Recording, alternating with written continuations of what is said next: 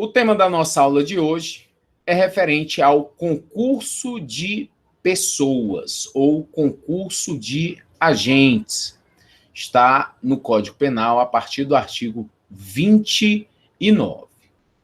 Através desse tema, nós podemos entender as características, requisitos para saber como cada pessoa que teve condutas para o crime, que empreendeu condutas à atividade criminosa, como cada um vai responder.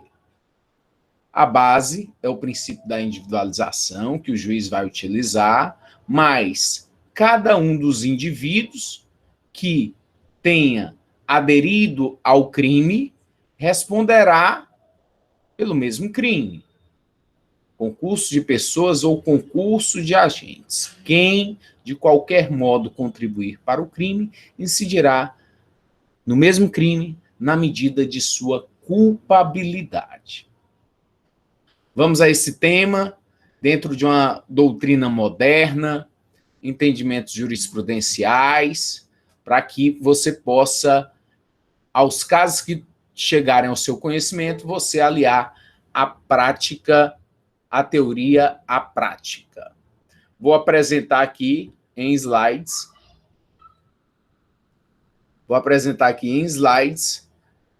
A nossa aula de hoje para facilitar o nosso caminho.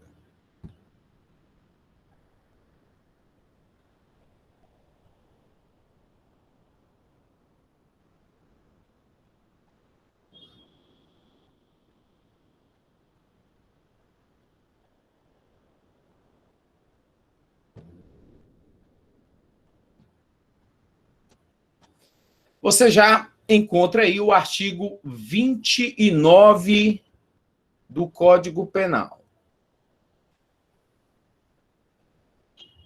Quem, de qualquer modo, concorre para o crime, incide nas penas a este cominadas, na medida de sua culpabilidade.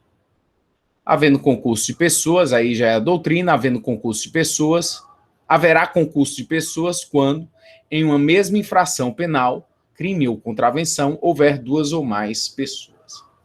Quem, qualquer pessoa, qualquer ser humano, é capaz de cometer crimes. Professor, mas e o inimputável?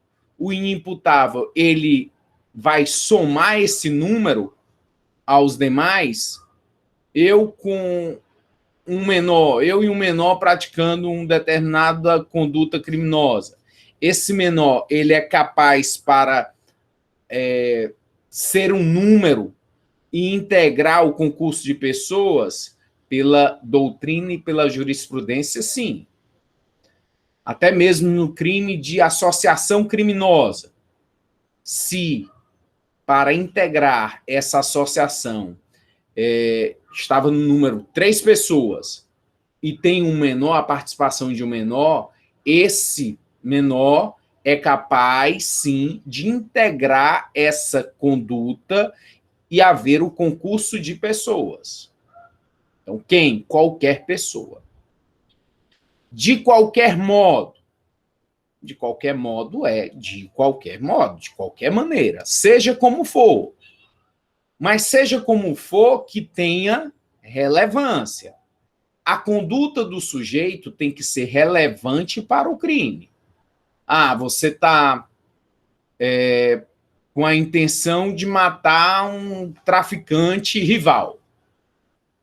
E aí você passa por mim e diz, eu vou matar o fulano que ele está querendo entrar aqui nas nossas áreas. Aí eu pego, olho para ti, joia, massa.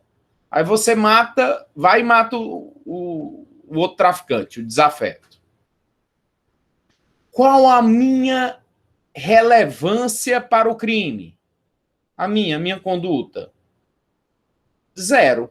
Não é relevante. Esse meu joinha aqui não teve relevância. Não há um nexo de causalidade da minha conduta ao resultado. Sem a minha conduta, o resultado acontece da mesma forma. Então, esse de qualquer modo é um qualquer modo que tenha relevância. Se chega aqui o dono da boca, traficante, e eu chego para ele e digo, olha, o fulano de tal está querendo invadir aqui as nossas áreas. Você tem que ir lá matar ele. Eu incuti na sua cabeça o homicídio. E aí você faz exatamente isso. Por eu ter lhe determinado, eu ter trazido a ideia, você vai lá e mata.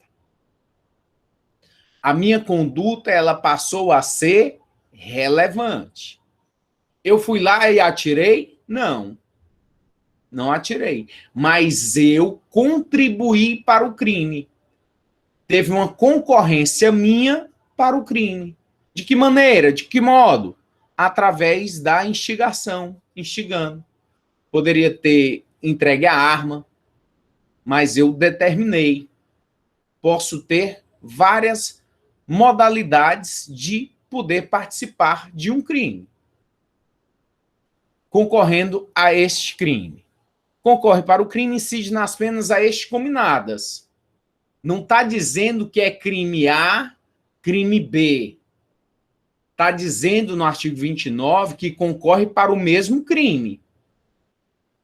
Para o crime, incide nas penas a este combinado.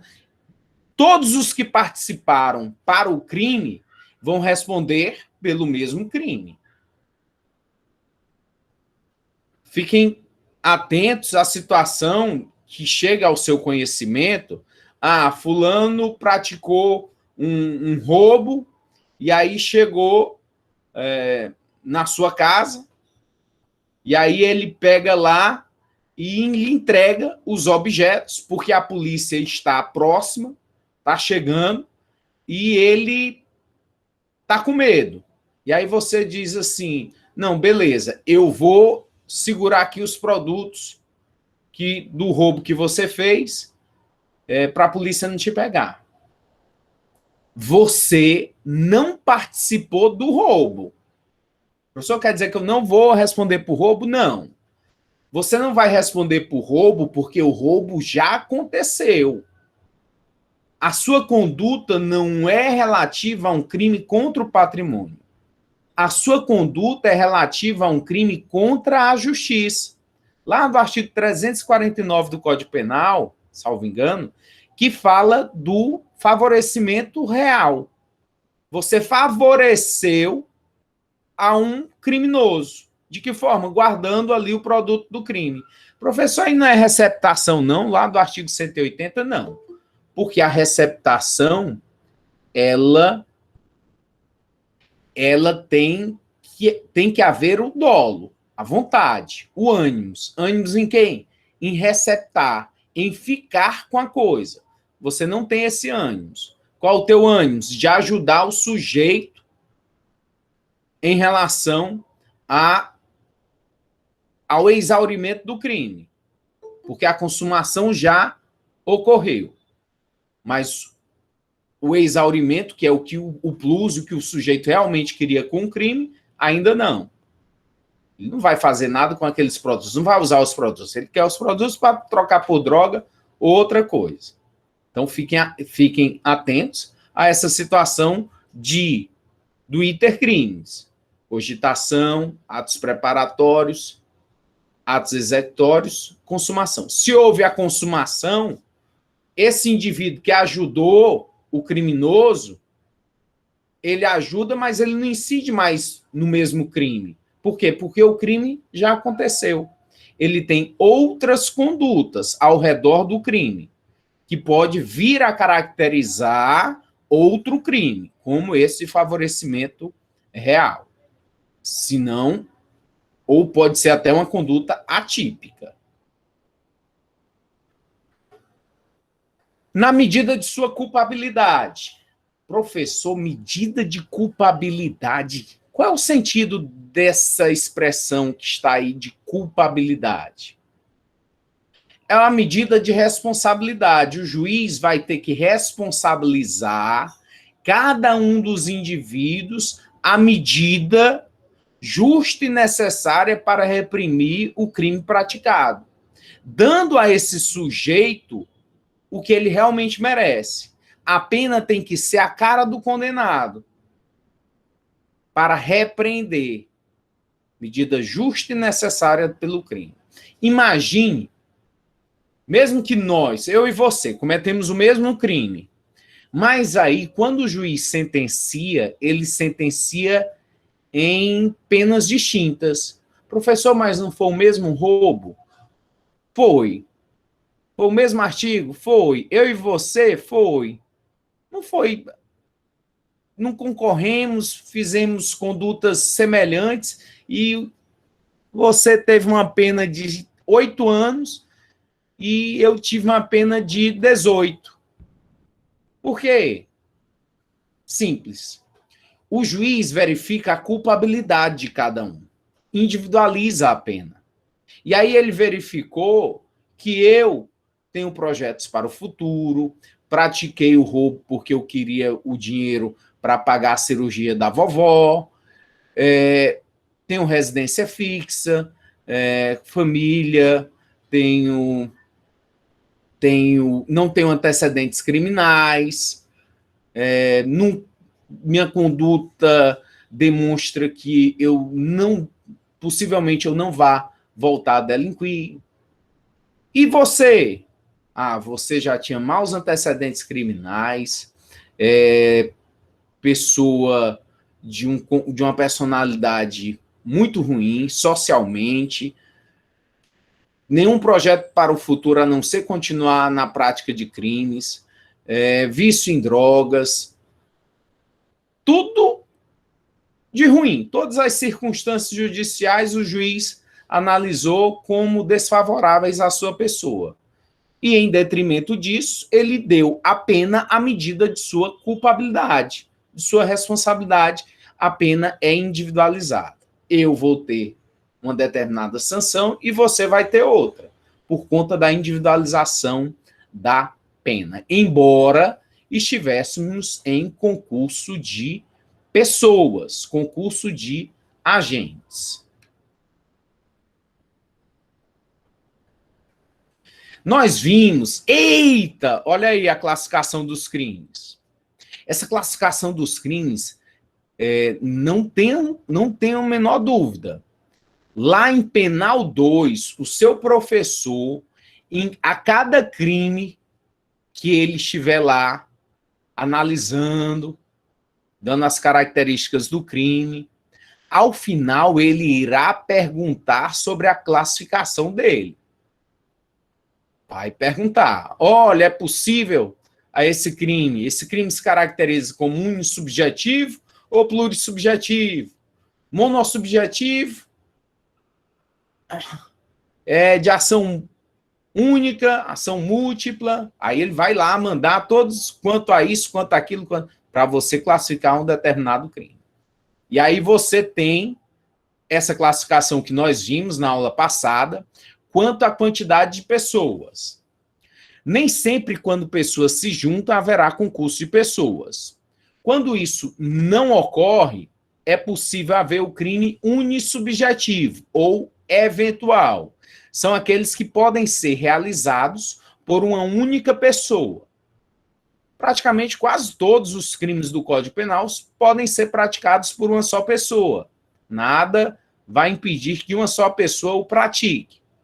Entretanto, mais de uma poderá vir a praticar o mesmo crime.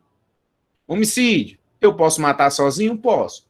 Mas, se eu quiser, eu posso chamar um amigo, colega do crime, para matar, para me ajudar a matar.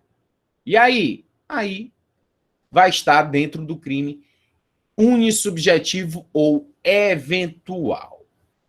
Mas determinados crimes, como nós vimos na aula passada, eles necessitam de um concurso de pessoas para a sua existência.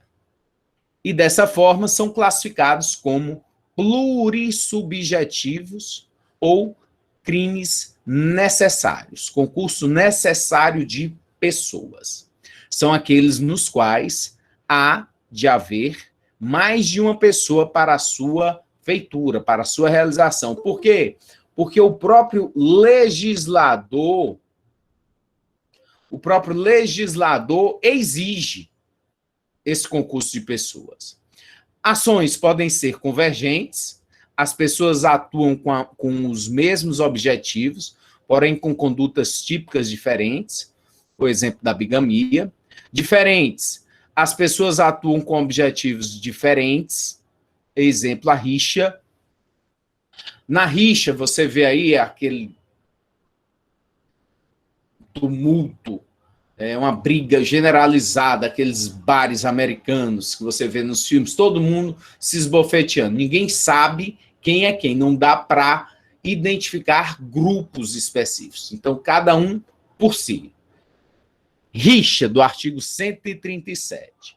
Participar de rixa, salvo para separar os contendores. Pena, detenção de 15 dias a 2 meses ou multa. Rixa. O carregador. Você não consegue ter esse crime de rixa com uma única pessoa. Um único indivíduo, ele é incapaz de praticar esse crime de rixa. Como é que ele vai brigar? Vai brigar com quem? Tem que brigar com alguém. Então tem que ter várias pessoas, 1, 2, 3, 4, para haver a rixa. Ações paralelas, as pessoas atuam com os mesmos objetivos e podem atuar com condutas idênticas. A associação criminosa, lá do artigo 288, é outro exemplo de concurso necessário de pessoas, porque o legislador exige associação. Não dá para uma só pessoa conseguir a prática desse crime de associação. Requisitos. Esses requisitos, eles são trazidos a partir da própria doutrina. A doutrina acaba trazendo 4 requisitos do concurso de pessoas que acaba por facilitar nossa vida. Então, vamos lá. 1, pluralidade de agentes e de condutas. Esse é o óbvio. Eu tenho que ter mais de um indivíduo para integrar condutas e haver o concurso de pessoas ou de agentes. 1, estava fácil. 2, relevância jurídica e causal das condutas. Em regra, a participação se dá antes da execução do delito. Ações neutras não são punidas. Então, essa relevância jurídica, a qual eu já me reportei nos exemplos do desafeto, lá do tráfico de drogas, que a minha conduta pode ser ou não relevante. Quando ela não tem relevância para o resultado, não é concurso de pessoas. O sujeito ia matar o traficante da mesma forma, só me avisou, e eu dei um ok, beleza? Não tinha relevância a minha conduta. Quando eu determino, passa a ter minha conduta relevância, o nexo de causalidade. A questão, em regra, participação se dá antes da execução do delito. Também falei. Você analisa o intercrimes. Cogitação, atos preparatórios, executórios, consumação. Se está consumado o crime, está realizado, crime ocorreu. Qualquer conduta posterior não é mais desse crime. Eu chego para matar alguém, matei, agora ligo para um amigo, ó, vem aqui, ele chega, ó, acabei de matar essa pessoa, me ajuda. Aí ele, tá bom, vamos enterrar o corpo. A conduta dele é relevante para o crime de ocultação de cadáver, mas não para o homicídio, que já se consumou. Para o homicídio, o meu amigão não responderá. Pelo homicídio, não. Em virtude da conduta dele ser posterior. É um pós-fato, que não vai ser punido em relação ao homicídio. Pode ser punido em relação a outra situação, como a questão de você esconder o cadáver, que é um crime autônomo. Existe por si só esse crime que esse indivíduo ele se dispõe e tem o dolo de cometê-lo. 3. Vínculo subjetivo entre os agentes. Não existe participação dolosa em crime culposo, nem participação culposa em crime doloso. Necessária prévia combinação. Pode haver participação sem o conhecimento do autor. É fundamental que você entenda esse vínculo subjetivo, esse liame psicológico. De quê? De adesão de vontades. Um aderindo à vontade do outro. Pode até ser que essas condutas elas não tenham sido pré-agendadas, pré-estabelecidas. Imagine que eu sou empregado seu lá da sua loja de eletroeletrônicos, no centro da cidade. Eu sei que várias quadrilhas de arrombadores estão atuando na localidade. Qual a minha função na loja? Eu tenho a função de ligar o alarme quando acaba o expediente. Faço isso? Não faço. Com que intenção? De facilitar o furto, facilitar o arrombamento na loja. Por quê? Porque eu estou com raiva de você. Você me tratou mal, não pagou a minha quinzena, e agora o que eu faço? Deixei de ligar o alarme propositadamente, com a vontade, com ânimos de que houvesse um arrombamento lá. Ok. Teve arrombamento? Teve. A minha conduta foi relevante? Sim. Se a minha conduta não teria facilitado, eles não teriam conseguido entrar. Ok. Respondido isso, eu vou responder pelo furto. Mas, professor, sem conhecer o ladrão? Sem conhecer o ladrão. Sem ter ficado com nenhum objeto da loja? Sem ter ficado com nenhum objeto da loja. Por quê? Por conta dos requisitos estabelecidos para o concurso de pessoas. Pluralidade de agentes, relevância jurídica e causal das condutas, vínculo subjetivo entre os agentes. E esse vínculo, professor? Não tinha vínculo? Tinha. Pelo menos de um. De quem? Da pessoa responsável em ligar o alarme. Basta a adesão de um na conduta do outro, mesmo que o outro não soubesse. É possível, sim, haver o concurso de agentes, haver o vínculo subjetivo entre os agentes, basta um.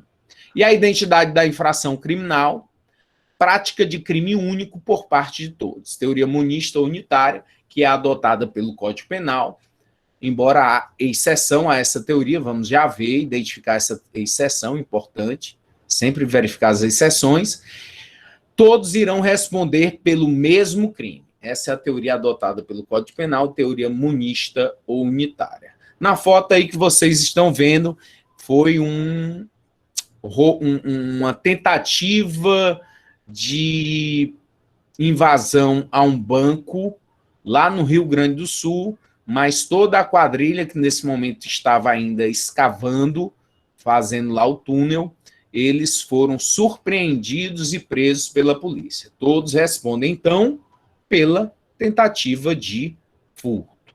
Por quê? Pluralidade de agentes, relevância jurídica e causal das condutas, vínculo subjetivo entre os agentes, identidade da infração criminal. Enfatizando aqui o liame subjetivo. O que é o liame subjetivo? É o vínculo. vinculação de uma conduta a outra, adesão de pelo menos um em relação à vontade do outro. O partícipe deve ter ciência de estar colaborando para o resultado criminoso visado pelo crime, pelo outro.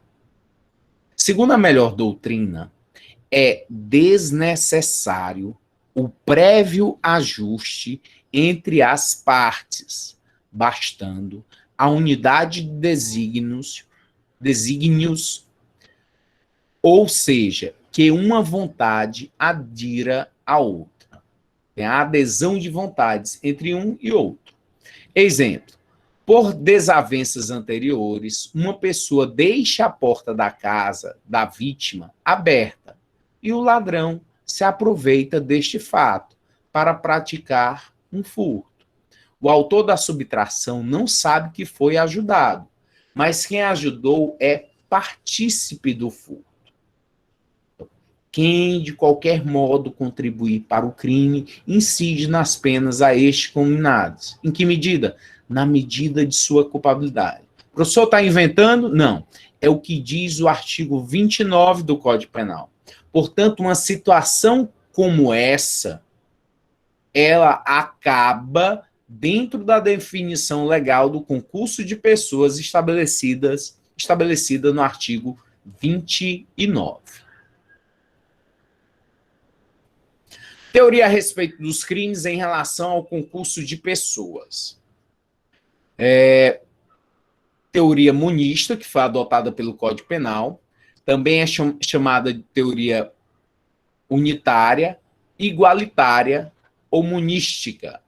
Monística, unitária ou igualitária é a teoria que explica o concurso de pessoas e foi adotada pelo Código Penal.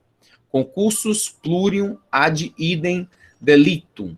Todas as pessoas respondem pelo mesmo delito. Essa é a regra. É a regra adotada pelo Código Penal em relação à teoria monista. O professor tem a exceção? Tem. Próximo slide traga uma exceção a essa regra da teoria monista. A outra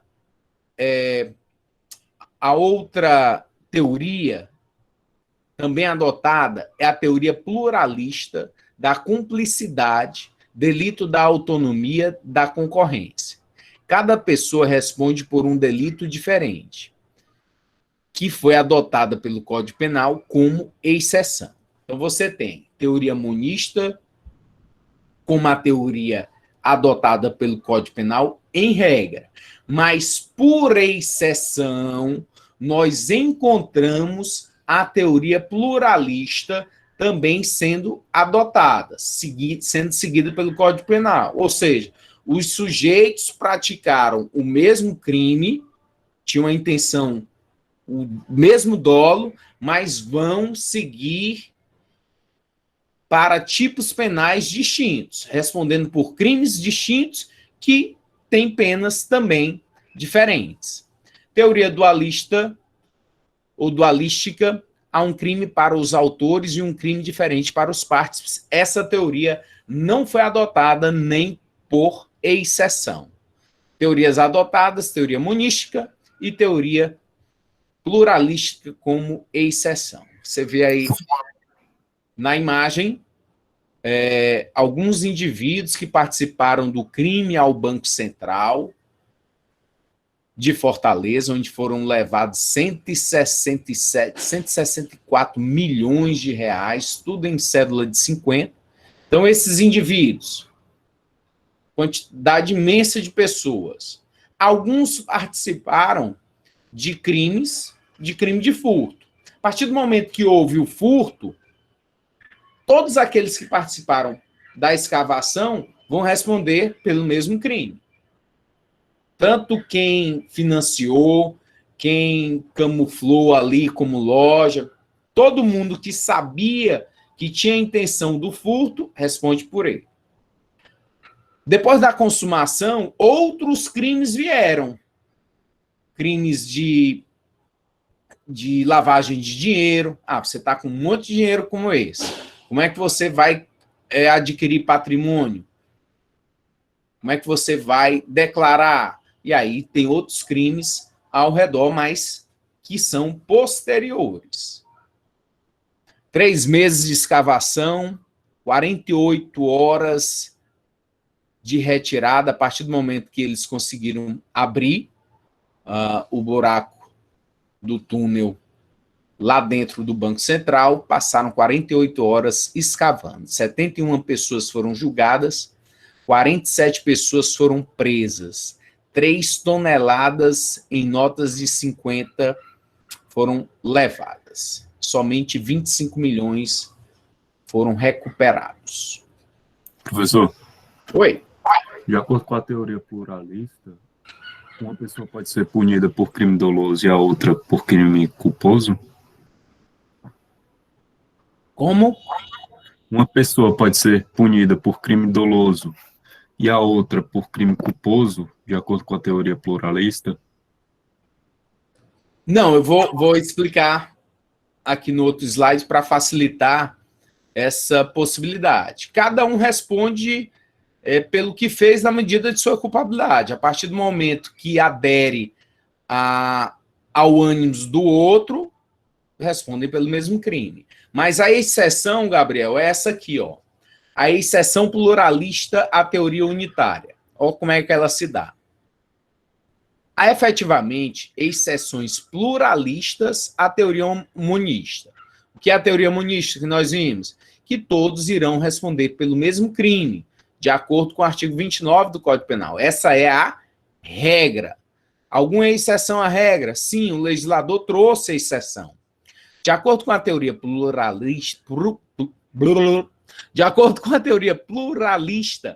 a cada um dos agentes se atribui conduta, elemento psicológico e resultado específicos, razão pela qual há delitos autônomos, combinados individualmente. Haverá tantos crimes quanto sejam os agentes que concorrem para o fato. O exemplo que é dado.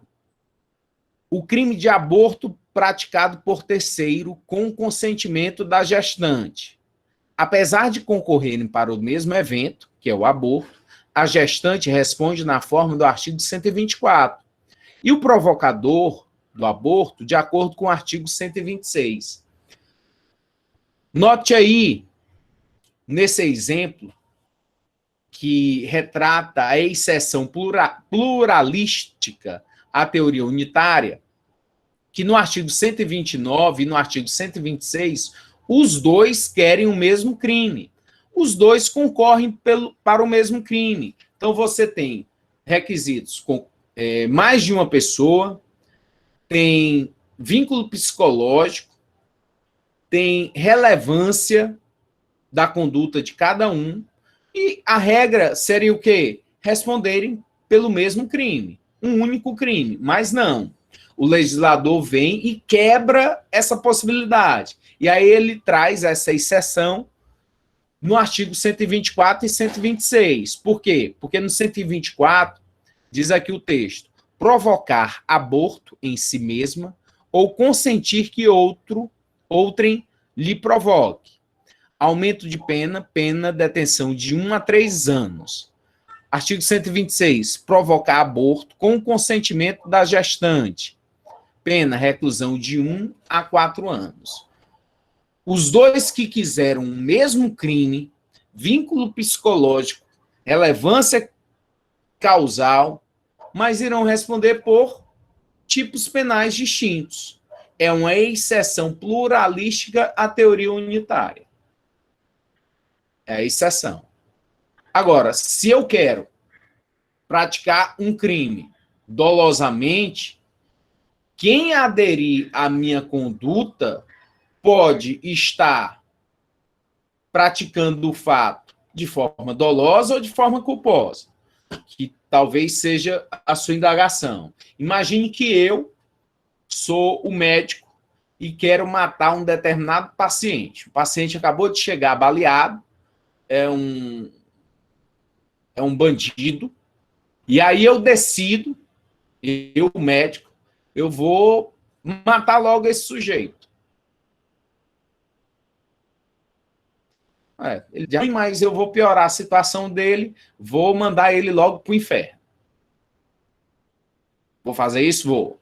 Bom, agora, enfermeiro, vem aqui. Enfermeiro, olha, ministre essa substância aqui no paciente. Aí vai lá o enfermeiro, e aí quando ele vai ministrar a substância no paciente, ele percebe que essa substância vai matar o paciente. E aí o que ele faz? Ele mesmo assim inocula a substância, ministra a substância, matando aquele paciente. Ele agiu de forma dolosa ou de forma culposa? Ele agiu de forma dolosa. Aderiu à minha conduta? Sim, teve uma adesão. Mas esse enfermeiro, com outra possibilidade, ele poderia ter um papel de ter que, em detrimento da sua profissão de enfermeiro, checar antes aquela substância, antes de ministrar, antes de injetar no paciente. E ele não fez isso, porque se confiou no médico e relevou, negligenciou. Ele agiu de forma dolosa ou de forma culposa na morte do paciente? De forma culposa. Quer dizer que ele vai responder por homicídio culposo? Claro. O médico vai responder de forma dolosa e ele de forma culposa. Professor. Oi, Virgínia. Oi. Eu estou vendo aqui, acompanhando a aula com a matéria do livro, e sobre a teoria pluralista, o autor cita também... Diga de novo, pluralista. Não. Para me ajudar, né? Porque eu me enrolei todinho. Aí, não posso passar vergonha só, não. Ele citou outro exemplo do caso, que aí eu até compreendi um pouco melhor.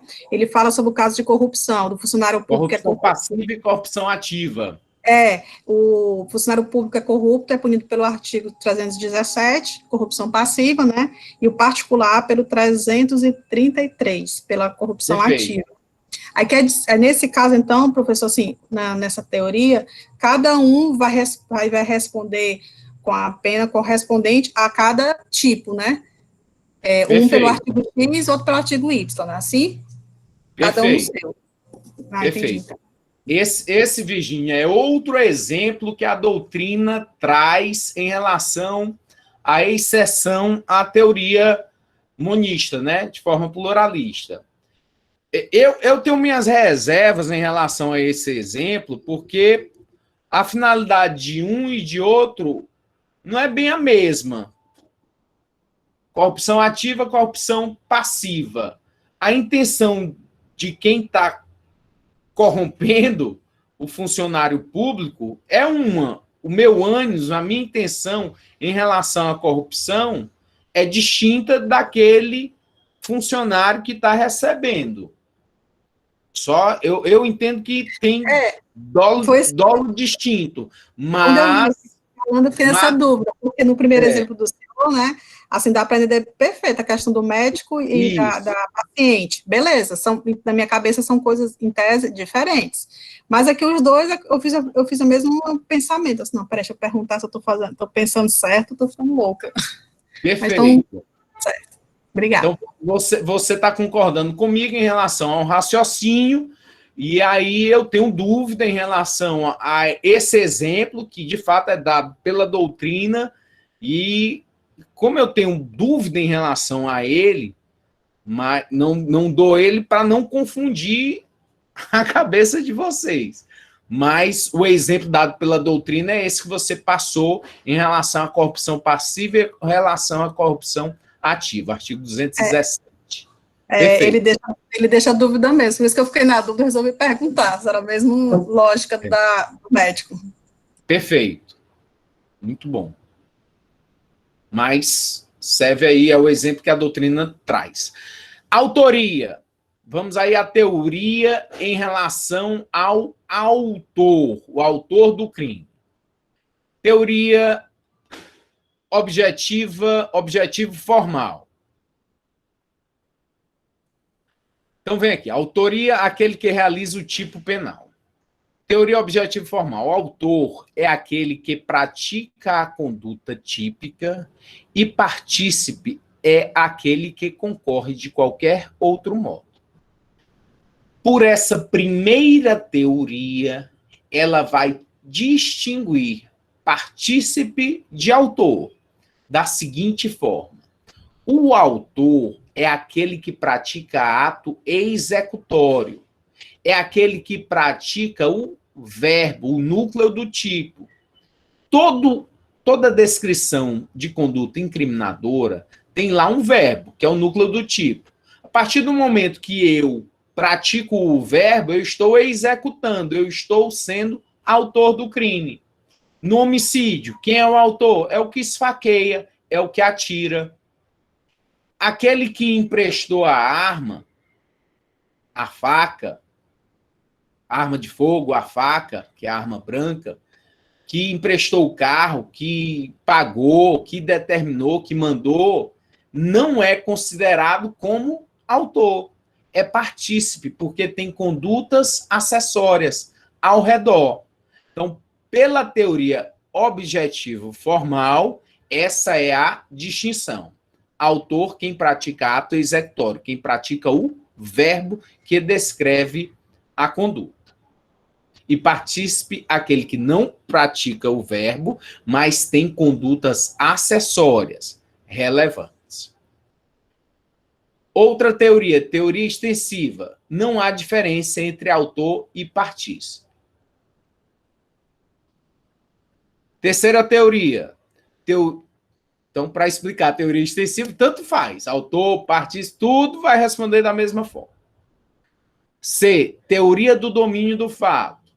O autor é aquele que tem o poder de decisão sobre a realização do fato. A doutrina brasileira, ela traz tanto a possibilidade de adoção da teoria objetiva formal quanto teoria do domínio do fato. Então, essas duas teorias, elas estão pacificadas no direito penal brasileiro. Mas, para quem entende, aí você vai só diferenciar uma teoria da outra. Teoria objetiva formal vai distinguir autor do partícipe em relação a ato executório, ao verbo, quem pratica. Ok. A teoria do domínio do fato vai te dizer que autor é aquele que tem domínio sobre as ações. É aquele que tem o poder de fazer com que o crime ele pare, que ele não prossiga. Quando você tem um matador de aluguel, pistoleiro, alguém determinou esse pistoleiro para que ele fosse matar alguém. Para a teoria objetivo formal, o mandante, ele não é autor, ele é partícipe do crime. Por quê? Porque quem mandou não praticou ato executório. Para a teoria do domínio do fato, o mandante, ele é considerado autor. Por quê? Porque ele tem domínio sobre as ações. Ele é aquele que é o homem por trás. Ele tem o poder de mandar parar o crime. Para essa teoria do domínio do fato.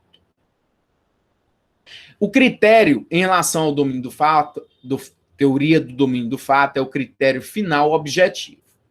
Autor é quem tem o poder de decisão sobre a realização do fato. O autor detém o controle subjetivo do fato e mediante a direção consciente do curso causal. Tem o domínio da realização do tipo. O autor pode realizar a ação típica diretamente ou pode valer-se de outrem, como mero instrumento, autor mediato. Então, pela teoria do domínio do fato, aí no goleiro Bruno, exemplo. Goleiro Bruno, ele acabou sendo condenado pelo homicídio a que foi vítima a Elisa Samúdio. Ele alegou o quê? Que não sabia. que não estava lá em Minas Gerais, que estava no Rio, jogando bola.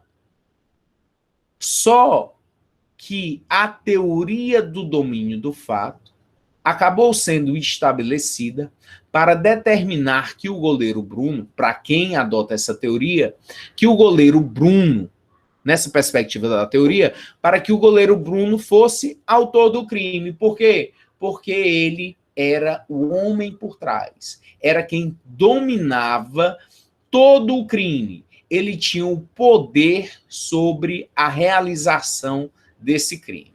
Portanto, ele acabou sendo considerado em concurso de pessoas para esse crime. Responderam todos pelo mesmo crime, ele como autor.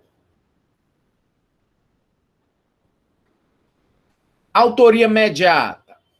Autoria imediata é a realização da ação por meio de pessoa que atua sem culpabilidade ou dolo e culpa.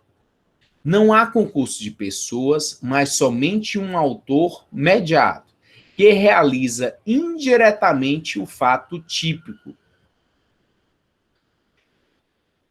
Autoria mediata é autor mediato, segundo a doutrina, aquele indivíduo que ele vai se servir de uma pessoa que não tem responsabilidade, de uma pessoa que não tem consciência, que não tem discernimento. E aí ele se utiliza dessa pessoa como instrumento, como meio. Essa pessoa, esse indivíduo que acabou executando o crime, não vai estar ali tendo a responsabilidade. Portanto, não é concurso de pessoas, não é concurso de agentes do artigo 29 do Código Penal. A autoria imediata, somente o autor é quem responde. Exemplo, obediência hierárquica. Eu, coronel, determinei a um soldado um determinado crime, mas ele não sabia que aquela conduta era crime. Ele agiu em erro. Erro provocado por quem? Por mim. E ele o fez, ele praticou a conduta em detrimento da obediência hierárquica. Tem lá um menor, um indivíduo, um doente mental, e eu faço com que esse indivíduo, manipulo tudo, para que esse indivíduo cometa o crime. Então, várias situações podem ensejar a autoria imediata, que não é concurso de agentes.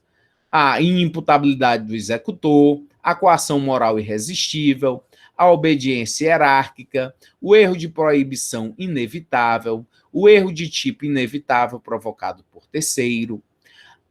F. Ação justificada do executor. O autor mediato provoca uma situação em que o executor praticará um fato típico, porém acobertado por uma causa de exclusão de ilicitude. E G. Autoria de escritório, aparatos organizados de poder. Então, autoria de escritório autor de escritório é também chamado os mandantes de crimes. Teoria adotada de forma majoritária pela doutrina brasileira é a teoria restritiva de autor ou objetiva formal. Quem é o autor? Em princípio, é o sujeito que executa a conduta expressa pelo verbo típico da figura delitiva. É quem mata, quem subtrai, quem pratica o verbo, quem pratica o núcleo do tipo. Coautor executa o núcleo da conduta típica. Coautor é apenas uma forma para se abreviar e se dizer que existiram vários autores, mais de um autor, que praticaram atos executórios, que foram lá, esfaquearam, que atiraram na vítima. Aí se chama o quê? Coautores.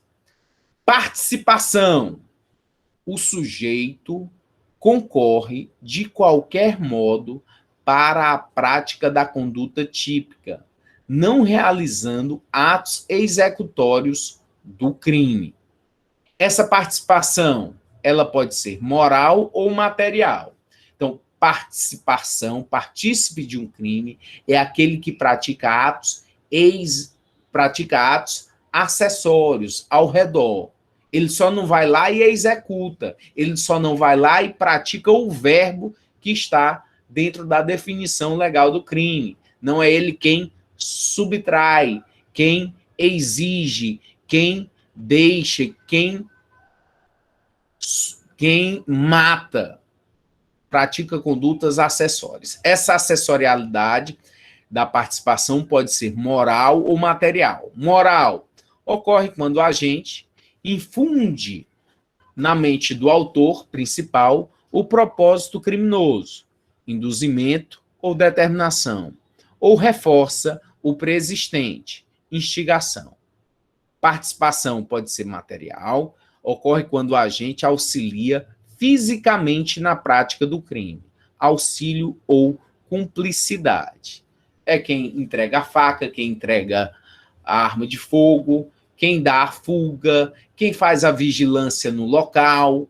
Todas essas condutas podem ser consideradas como participação no crime. Por quê? Porque tem relevância, porque tem vínculo de vontades, tem mais de um agente, todos os requisitos lá do primeiro slide. A participação, ela pode ser considerada de menor importância.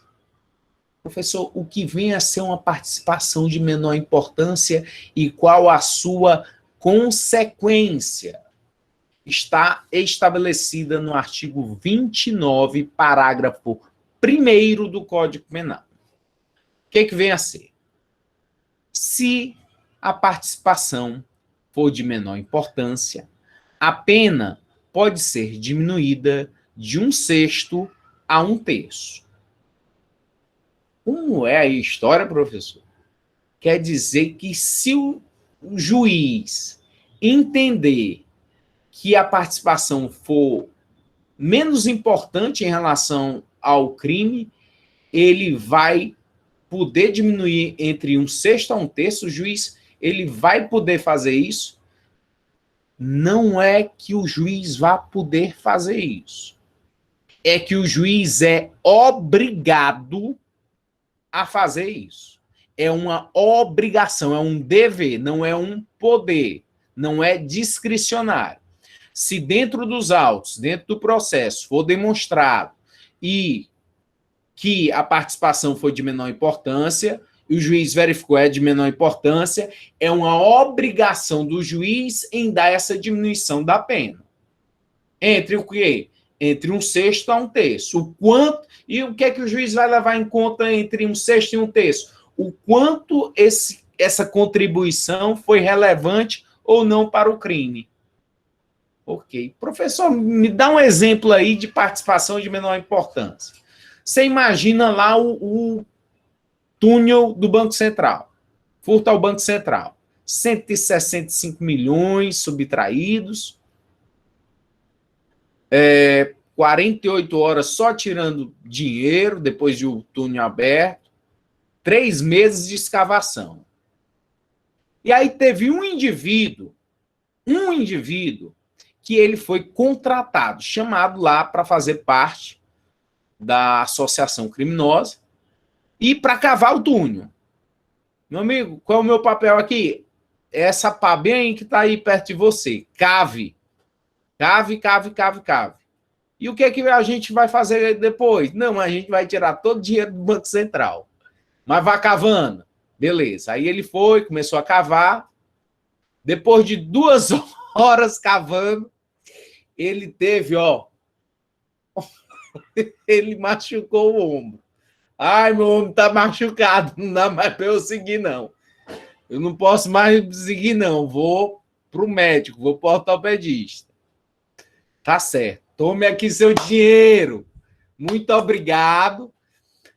Você pode ir embora. Tá aqui o seu dinheiro. Tome aqui R$100.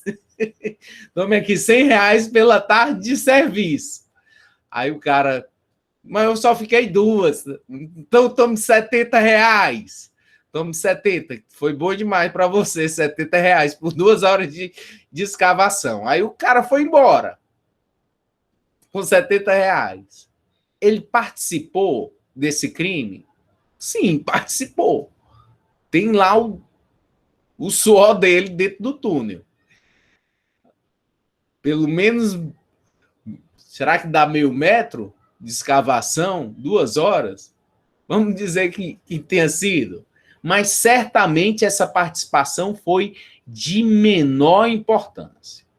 O juiz terá por obrigação dar essa diminuição de 1/6 a 1/3. Visualiza, vê o caso em concreto e estabelece, verificando que a participação dele dentro da empreitada criminosa foi de menor importância. Participação dolosa distinta. Quando é que uma ação, professor, é dolosamente distinta? Está dentro do artigo 29, parágrafo 2º. Vamos lá.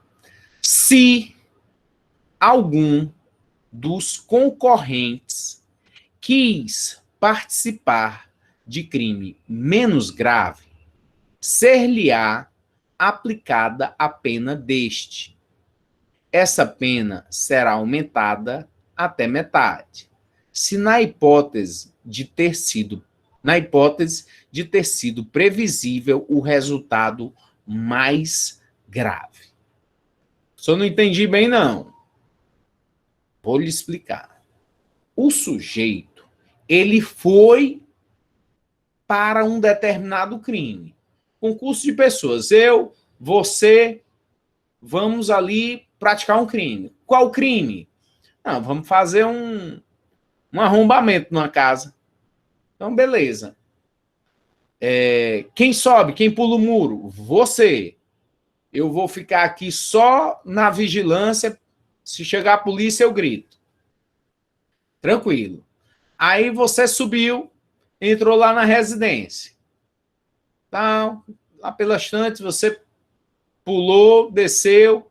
E aí, conseguiu o quê? Não, tem aqui uma televisão, tem um notebook, vamos embora. Beleza, vamos. Massa! E aí a polícia prende um, prende o outro. E aí, quando me prenderam, olha, você está sendo acusado de estupro. Eu, como? Como? Como é? Estupro? Não estuprei ninguém, não. Foi. Vocês pegaram, entraram lá na residência da vítima e ainda estupraram. Além de levar os pertences, cometeram estupro. Eu disse, não, eu não. Eu não sou estuprador. Eu sou ladrão. Estuprador, não. Ladrão, sim, mas estuprador, não. A gente tem regra. Tem ética. Ladrão, sim. Estuprador, não. E agora? Eu vou responder por estupro?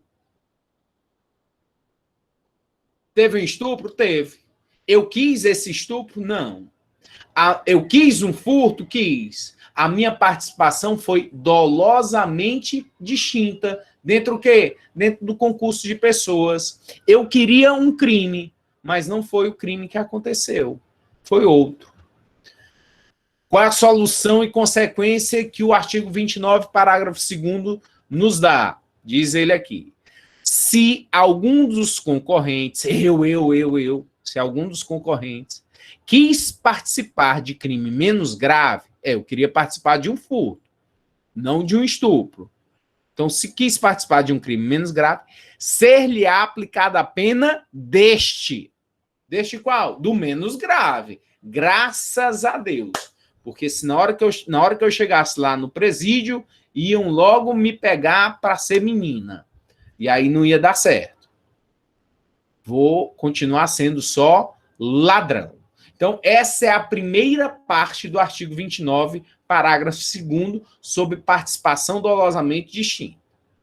Agora, tem uma segunda parte aí, que precisa ser explicada, que diz assim: essa pena será aumentada até metade, na hipótese de ter sido previsível o resultado mais grave. Não, para mim não era previsível resultado nenhum mais grave. Se eu soubesse, eu jamais iria ter participado disso. Não era previsível a mim.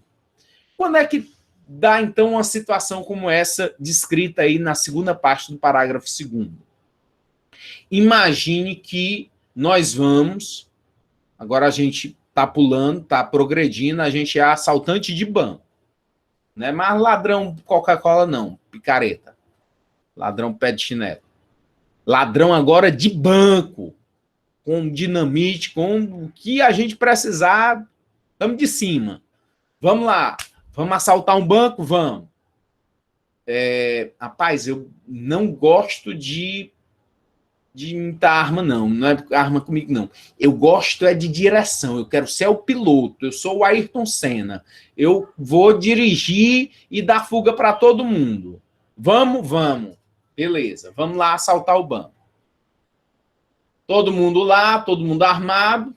Você não, porque você está na direção do veículo para dar fuga. Parou lá. Aí os outros entraram e tome bala. Bala, bala, bala, bala, bala, bala. E tiro, e morte, e confusão. E os vigilantes reagiram. Um monte de gente morta. Todo mundo preso, os que sobreviveram, e tá lá você que estava pilotando o carro. Aí você diz: olha, mas eu só quero responder por roubo. Roubo do artigo 157 do Código Penal.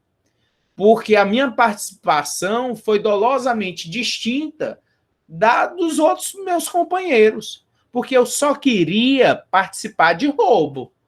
Aí o juiz vai olhar assim para você, vai lhe achar meio estranho e vai lhe perguntar: é mesmo, é? Você só queria participar de roubo?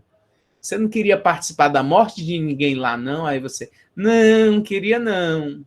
Ah, tá bom. Mas eu vou ler aqui, eu, juiz, vou ler aqui a segunda parte do parágrafo 2º do artigo 29. Ele diz aqui para o senhor, ó: se algum dos concorrentes quis participar de crime menos grave, se ele lhe aplicar a pena deste. Essa pena do crime que você queria participar será aumentada até metade na hipótese de ter sido previsível o resultado mais grave. Ah, então eu vou ter a pena do crime que eu queria praticar, crime de roubo, mas com ela sendo aumentada até a metade. É isso? É isso. Quer dizer que eu não vou responder pelos latrocínios? Não, não vai. Ai, que beleza. Quer dizer que eu não, de fato, eu não respondo por essa morte. Vai não. Se for constatado, faticamente, que a sua participação foi dolosamente distinta, que você queria, de fato, era participar de outro crime, não aquele que ocorreu. Você queria participar do roubo? Ok. Não queria participar de latrocínio? Não. Então você vai ter a pena deste crime, mas será aumentada até metade de crime, do crime que você queria participar, de roubo. Porque, na hipótese, era previsível o resultado mais grave. Era previsível a você que poderia ocorrer reação e pessoas sendo mortas. Professor, eu achei injusto esse dispositivo. Eu acho que o sujeito deveria era responder por todos os latrocínios, por todas as pessoas que morreram lá. Ele estava disposto a tudo. Bom, mas o juiz vai analisar, verificar no caso concreto se era nas circunstâncias previsível ou não a ele o resultado mais grave.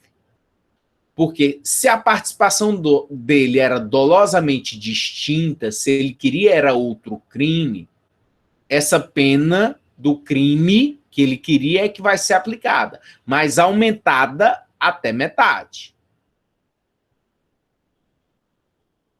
Ok. Casos de impunibilidade. Participação impunível. Não se pune essa participação. Quando? E esse dispositivo nós até chegamos a analisar quando tratamos da conduta, na teoria do crime em relação à conduta. Vamos a ela novamente. Artigo 31. O ajuste, vamos ajustar aqui. Toma aqui. Você vai fazer isso, eu vou fazer isso. Vamos ajustar aqui as condutas. A determinação, eu estou te determinando a fazer determinada coisa. Estou te determinando a praticar determinado crime. Vai lá e mate fulano. Ou instigação. Meu amigo, olha, ele está entrando aqui nas bocadas do tráfico. Vamos matar logo ele, é bom que mate ele. Eu não tenho coragem, mas você tem, vá lá. E o auxílio, tome aqui a arma, tome aqui a faca, tome a corda, tome o carro. Qualquer maneira você está auxiliando alguém à prática de crime, com a consciência disso, desde que seja relevante a tua conduta, você está dentro do crime. Então, o ajuste, a determinação ou instigação e o auxílio, salvo disposição expressa em contrário, não são puníveis, se o crime não chega, pelo menos, a ser tentado. Então, aí você vai lembrar do intercrimes, caminho do crime, cogitação, preparação, atos executórios. Se não chega a iniciar o crime, ao ato executório, não há como haver a punição.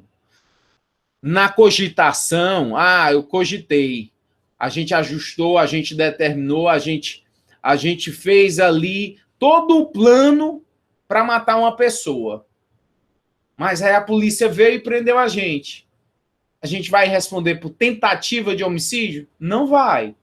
Por mais que tivesse um plano todo elaborado, não iria responder por tentativa de homicídio. Não teria como. Por quê? Porque o crime tem que ser, pelo menos, iniciado. Atos executórios, para você responder por ele. Se não, responde apenas pelos atos preparatórios, caso os atos preparatórios estejam descritos de forma autônoma, como crime. Sujeito que tinham a arma, foram encontrados com arma de fogo. A associação era para cometer vários crimes. Então, você pode responder.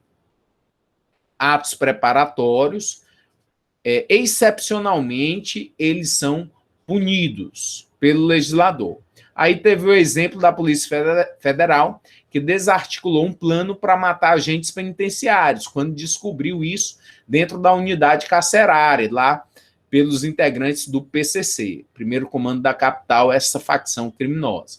Mas nenhum dos indivíduos acabou vindo a ser punido. Lógico, sofre lá privações em relação à execução da pena. Conduta é considerada como infração disciplinar grave. E aí tem restrições, mas não seria considerado como crime. Professor? Oi? Tem algum tipo penal que faz referência à apologia ao crime organizado? Eduardo, obrigado pela participação. Tem no Código Penal um tipo penal que descreve a questão da apologia ao crime. Aí sim, tem. Apologia ao crime. Se você tiver incutindo as pessoas, se manifestando para que elas venham a cometer crimes ou crime, é considerado uma infração penal. Existe um tipo penal que descreve a conduta de quem faz apologia ao crime, quem incentiva outras ao cometimento do crime. Só um exemplo. Nas redes sociais é comum ver a juventude, né, que é envolvida com essas coisas, fazendo símbolos de facção, certo? idolatrando alguns bandidos famosos, né? Tem alguma punição para essa galera? Punição a essas pessoas que aplaudem criminosos midiaticamente, não. Só o fato de você aplaudir, de dar like, de tá dizendo é tudo 2, é tudo 3, é tudo 1, tô vestindo a camisa, mesmo que o sujeito, você vai e aborda, você é policial, Eduardo, e aí você tá na sua viatura e aborda um cidadão em uma comunidade dessas, dominadas por facções, como aqui em Fortaleza nós temos muitas. E aí o sujeito se intitula dentro de uma facção. Olha, eu sou da facção tal. Eu vesti a camisa da facção, eu sou do 2, eu sou da GDE, eu sou do Comando Vermelho, sou do PCC. Essa conduta desse indivíduo é atípica. Não tem nenhum tipo penal que vá descrever a conduta dele. E é uma conduta de quê? De uma pessoa que se intitula membro de facção criminosa. Mas ele teve alguma conduta associativa para o fim de cometer crimes, só essa conduta dele aí não fica caracterizado. Teriam que ter outros elementos. E muitos jovens, como você mesmo está relatando e nota sua preocupação, eles hoje em dia já têm esse glamour por integrantes de facções criminosas. Infelizmente. Então, professor, não é crime participar de facção, ser membro, é isso? Não é crime participar de facção. Depende do que você faça na facção. Se sua conduta é relevante e você está associado com o fim de cometer crimes, isso por si só já é um crime. Só, Geobson, que pelo comentário e a pergunta do Eduardo, e aí eu levei por esse lado, é de que muitos indivíduos, principalmente adolescentes, pessoas muito jovens, elas já têm essas facções criminosas como algo bom, como glamourando. Como de glamour, porque acha que o cara se veste bem, tem as melhores, tem o melhor tênis, tem o melhor carro, e aí há uma glamourização em relação a essa situação. Então, só o fato de eu ter um pertencimento a uma facção, porque eu acho que é como se fosse um time de futebol. Hoje em dia, Jobson, essas facções, elas dentro das comunidades, é como se fosse time de futebol, como se você estivesse torcendo para o Ferroviário, para Fortaleza, para o Ceará. Então, você ali, eu sou Ceará Amor, eu sou da TUF, eu sou da GDE, eu sou do CV, eu sou do PCC. Então, só o fato do sujeito ter esse pertencimento, sem expressar, sem praticar condutas que o levem, de fato, a ações criminosas, não seria crime. Por quê? Porque as ações dele não chegam, pelo menos, a atos executórios para absolutamente nada. Professor, uma situação. Havendo um crime de homicídio envolvendo membros de facção, uma facção contra a outra, certo? Uma pessoa alega não pertencer àquela facção, tentando diminuir a pena, certo? Ela, nessa situação, é visto nas redes sociais dela, apologia àquela facção, esse tipo de coisa. Isso entraria como uma justificativa que o juiz poderia interpretar que ela realmente pertencia àquela facção, e isso aí poderia induzir a uma associação criminosa, algo assim do tipo? O juiz, na hora que ele vai fazer a dosimetria da pena, o quanto de pena entre o mínimo e o máximo, você tem lá o homicídio, pena entre 20 entre 12 a 30 anos. Para ele fazer o quanto de pena, ele vai levar em consideração esse tipo de circunstância do sujeito, a personalidade dele, a conduta social, e aí ele verifica, podendo sim trazer uma elevação da pena. O juiz tem certas dificuldades para isso. Hoje em dia, os indivíduos, antigamente, quando eles entravam nos presídios, ele tem uma ficha, todo preso leva com ele uma ficha que o segue durante todo o período que ele esteja dentro do sistema prisional. E aí, antigamente, eles se auto-intitulavam de uma facção ou de outra. Mas aí, por conta de haver uma proibição para aqueles que são de facções ou que têm grupos que estão envolvidos em grupos criminosos, se barra o trabalho e algumas possibilidades em relação ao cumprimento da pena. Entre eles, o trabalho, que é o principal. Você ter a oportunidade de trabalhar dentro do presídio. Mas se o sujeito ele é de uma facção, se ele está envolvido, esse trabalho já é barrado. E aí fica lá na ficha dele. Então, eles hoje em dia já não se está catalogando pessoas em relação ao seu pertencimento de facções.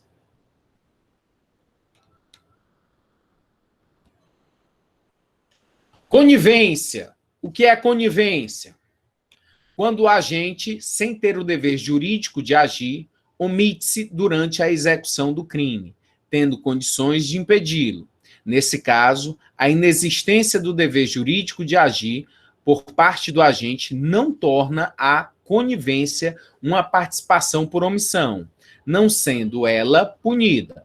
Assim, não constitui participação punível a mera presença do agente no ato da consumação do crime, ou a não denúncia de um fato delituoso de que tem conhecimento a autoridade competente. Conivência. Conivência não é considerado uma conduta criminosa. O que é o conivente? Conivente é aquele que está presenciando o crime, mas nada faz, ou para impedir, ou para denunciar o autor ou o próprio crime. A mulher de um bandido que toda noite ouve lá ele dizendo todas as condutas que ele pratica. Ela é o quê? Conivente. Tem algum crime para ela? Não tem no Código Penal nenhuma conduta que descreva essa conduta de conivente dela. Ah, você estava em um determinado local, viu lá um crime acontecendo. Acabaram de atirar num determinado sujeito e foram embora. E você viu aquela situação, você foi testemunha. Você ligou para a polícia? Não. Você fez o quê? Fiz nada. Não vai ligar, não vai pegar e dizer que você é capaz de reconhecer, de fazer um retrato falado dessa pessoa. Não vou. Você está sendo conivente. Ah, qual é o meu crime? Não tem crime. O fato é atípico. O fato é atípico. Por que que o goleiro Bruno está aí de novo? Professor, de novo esse goleiro Bruno. Diabo do meu ódio, esse goleiro velho. Professor, o que tem o Bruno a ver? Porque, a princípio, a defesa dele quis alegar que ele foi conivente. Ou seja, ele tinha um grande amigo, o melhor amigo dele, se chamava o Macarrão. Vejam o tamanho da amizade que eles tinham. Veja se você tem alguém que é capaz de tatuar o que o Maca fez para o Bruno. Olha aqui a tatuagem. Bruno e Maca. Amizade, nem mesmo a força do tempo irá destruir. Amor verdadeiro. Me diga se você tem alguém na sua vida que é capaz de fazer uma tatuagem dessa para você. Peça para o seu namorado, peça para a sua namorada fazer uma tatuagem dessa. Peça para o seu esposo, para a sua esposa fazer. Vê se faz. Faz nada, dá um pulo. Mas o Maca fez. Para quem? Para o Bruno. Não é um amor verdadeiro? É. E o que é que o Bruno fez? Disse para o Maca. Maca, irmãozão, tem uma menina que está enchendo minha paciência. Ela disse que tem um filho meu, está me pedindo pensão, pedindo dinheiro. Sei mais o que eu faço. Pelo amor de Deus. Quero mais saber dessa mulher, não. E aí o Maca pegou e disse assim, tá bom, deixa que eu resolvo. Deixa que eu resolvo. E aí ele deixou para lá. Acreditando, dizendo ele, que foi apenas conivente. Que ele não sabia, não poderia intervir em relação à situação. Que não poderia haver e trazer a ele, a acusação, um nexo de causalidade entre a conduta dele e o resultado, porque ele não quis, ele não participou, ele não foi autor, não tinha o domínio do fato. Ele era apenas um conivente, que seria beneficiado pelo resultado do crime. O crime me beneficia? Sim. Mas eu participei do crime? Não. Então, não deveria haver punição.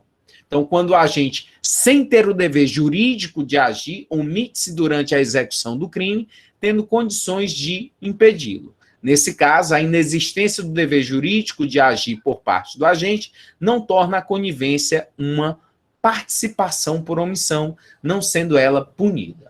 Assim, não constitui participação punível a mera presença do agente no ato da consumação do crime ou na não denúncia de um fato delituoso de quem tem conhecimento da autoridade competente. Autoria colateral não é concurso de pessoas. É como se existisse um muro entre os dois. Um não sabe da conduta do outro. É muito parecido com o que nós vimos quando estudamos a questão do nexo de causalidade, aquelas causas. Mas aí eu vou explicar bem aqui no sentido do concurso de pessoas. Autoria colateral. Um não sabe da ação do outro.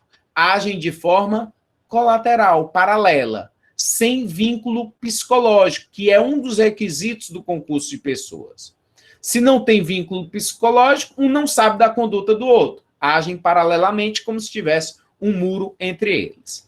Autoria colateral é quando duas pessoas querem praticar um crime e agem ao mesmo tempo, sem que uma saiba a intenção da outra. E o resultado, morte, decorre da ação de apenas uma delas que é identificada no caso concreto. Autoria colateral. Vamos aqui. Eu tenho um muro aqui entre mim e você. Não lhe conheço, você não me conhece. Temos um desafeto em comum. Uma pessoa que a gente não gosta e eu, nesse dia, decidi matá-la. E você também. Peguei e atirei. Atirei para quê? Para matar. Ao mesmo tempo, você atirou também. Você atirou e eu atirei. Acertou, acertou. O sujeito morreu. Exame lá na PFOS. Perícia forense vai dizer qual foi a causa-morte. A causa-morte foi de um único disparo na cabeça do indivíduo. Ok. Essa munição que fez com que a pessoa viesse a óbito partiu de que arma? Da minha. Foi da minha, não da sua. Você não conseguiu matar ele. O desafeto. Quem conseguiu? Eu. Se eu conseguir, foi um homicídio consumado para mim. Se você não conseguiu, foi tentativa de homicídio para você. Por que, professor, por que os dois não respondem por homicídio consumado? Porque um apenas conseguiu matar, o outro tentou matar e não conseguiu.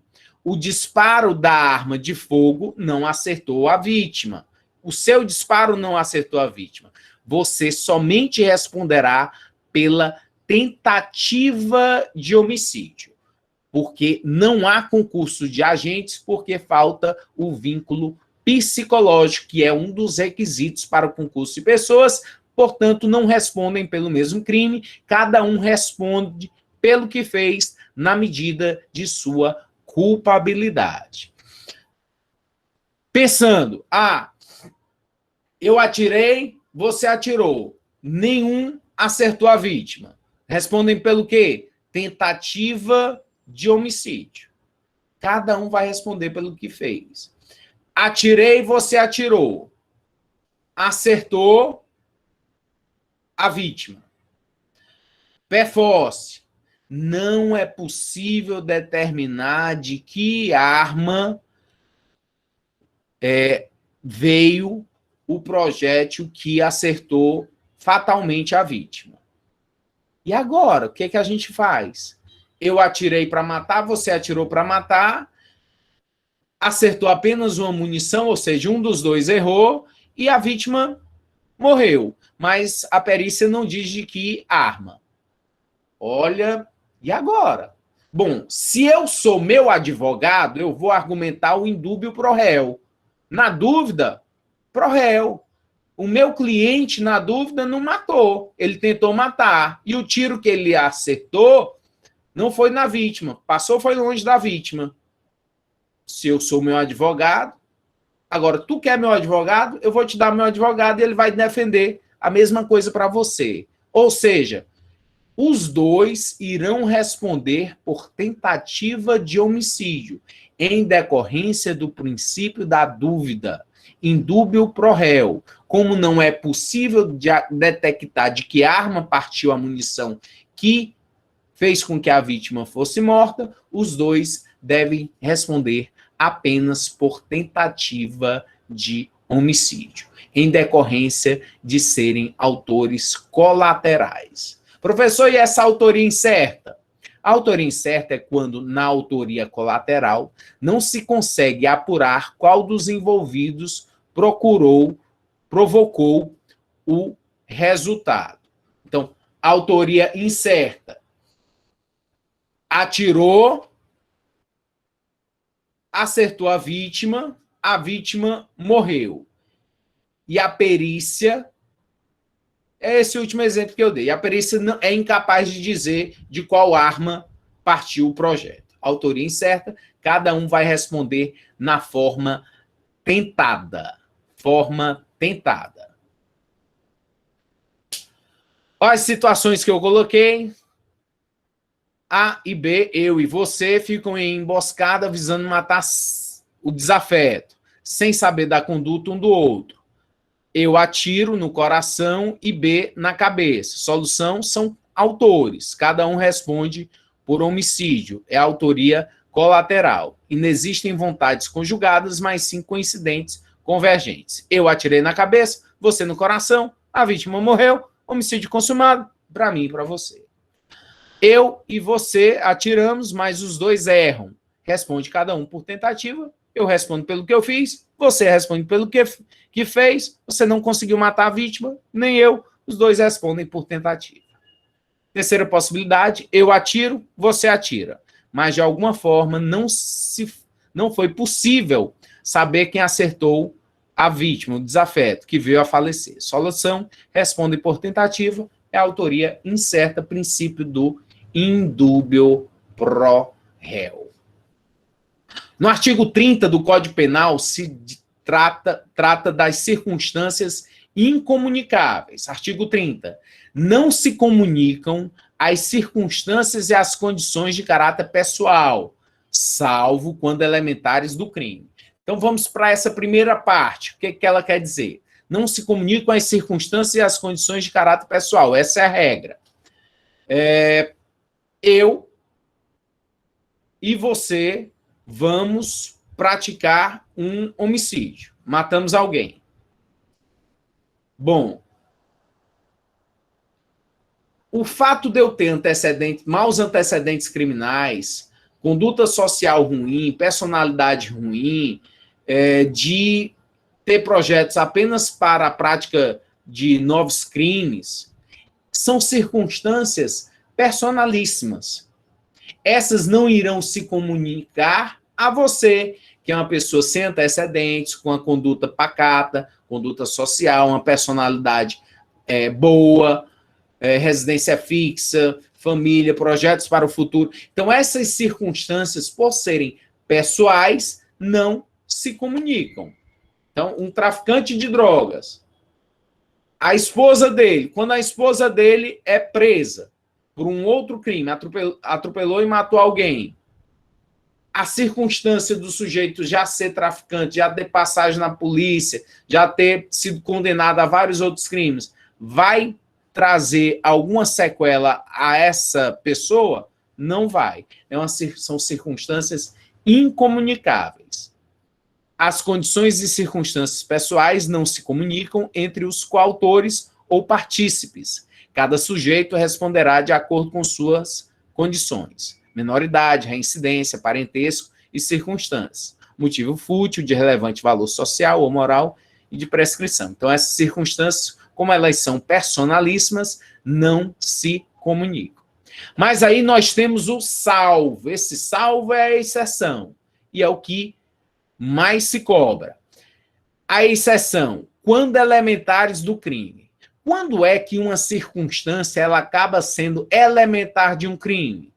É quando, sem ela, o crime não existiria. Seria o quê? Outro crime. Então, quando a circunstância for elementar de um crime, é uma circunstância que deve se comunicar ao outro. Exemplo, infanticídio. O infanticídio, lá do artigo 123 do Código Penal, é um crime praticado pela mãe no estado do puerpério, quando ela mata o próprio filho. É uma circunstância elementar do crime. O quê? Ser mãe da criança. Se ela não for a mãe da criança, qual é o crime? É homicídio e não infanticídio. Portanto, é uma circunstância elementar. Eu, homem, que não sou mãe, mas vou ajudar essa mãe que está no estado do puerpério. Eu, que não sou mãe, vou ajudar a ela matar essa criança. Como essa circunstância de ser mãe é elementar do crime, é uma circunstância que vai se ligar. As circunstâncias elementares, elas acabam se ligando quando elas forem elementares do crime. Portanto, eu vou responder por infanticídio.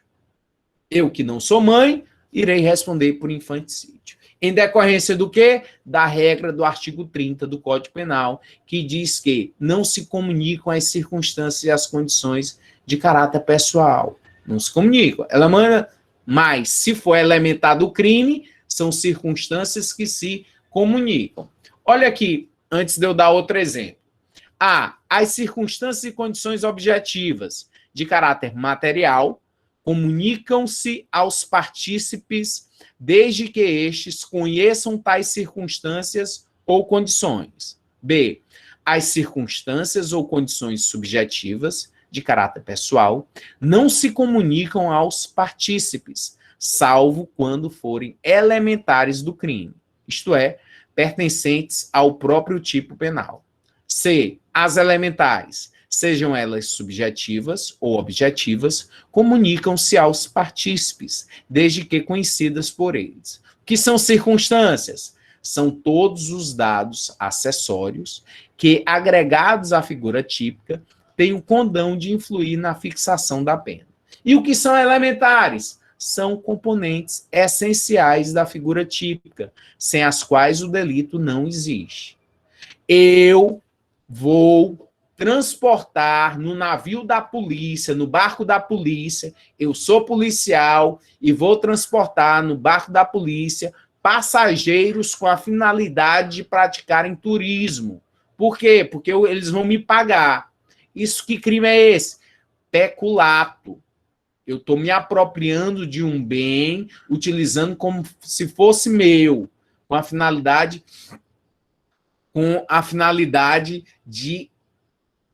de ter vantagem indevida.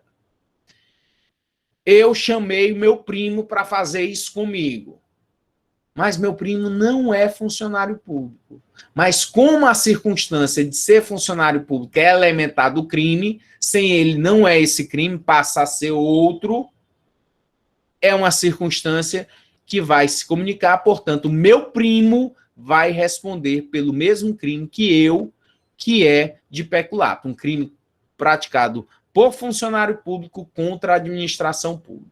Artigo 312, apropriar-se o funcionário público de dinheiro, valor ou qualquer outro bem móvel, público ou particular, de que tenha posse em razão do cargo, ou desviá-lo em proveito próprio ou alheio.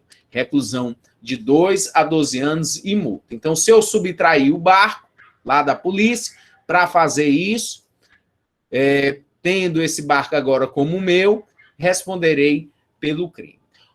Doutrina: funcionário público que vai à repartição à noite e arromba a janela para poder subtrair objetos, comete furto qualificado e não peculato furto, pois o delito foi realizado de uma maneira tal que qualquer outra pessoa poderia tê-lo praticado.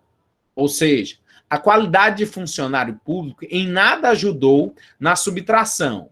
Se um funcionário público, por outro lado, consegue entrar na repartição durante a noite, utilizando-se de uma chave que possui em razão de suas funções e subtrai valores ali existentes, comete peculato furto. E aí, se eu chamo alguém para praticar o crime comigo, ele, sabendo da minha condição de funcionário público, também irá responder por peculato furto. Se ele não sabe dessa minha condição, ele responde por furto. E a minha condição de ser funcionário público tem que ter relevância para o crime, tem que ser condição, tem que ser um facilitador para o crime. Outro exemplo: funcionário público deixa a porta aberta para que à noite alguém entre e furte. Há peculato furto por parte do funcionário e do terceiro. Forte abraço, boa aula para quem vai assistir a aula agora. Guardem aí, segurem as dúvidas e mandem as dúvidas que eu vou respondendo.